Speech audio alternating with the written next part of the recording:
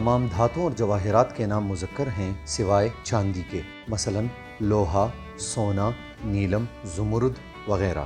آئیے اب 2-3 جملوں کی مدد سے قاعدہ کو سمجھنے کی کوشش کرتے ہیں۔ لوہا لوہے کو کاٹتا ہے۔ اس ضرب المثل جملہ میں لوہا چونکہ مذکر ہے اس لیے مصدر کاٹتا کو بھی مذکر لینا پڑا۔ پوری مارکیٹ میں کھرا سونا ملنا مشکل ہے۔ جملہ میں سونا مذکر ہے اس لیے صفت یعنی کھرا کو بھی مذکر لینا پڑا۔ آپ کے بالوں میں چاندی اتر آئی۔ اس جملہ میں چاندی مؤنث ہے اس لیے مصدر یعنی آئی کو مؤنث لینا پڑا۔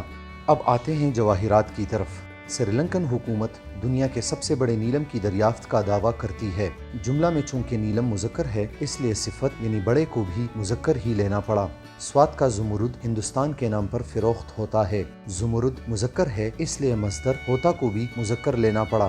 احباب، اگلی نشست میں ایک اور قاعدے کے ساتھ حاضر خدمت ہوں گے، تب تک اللہ حافظ و ناصر۔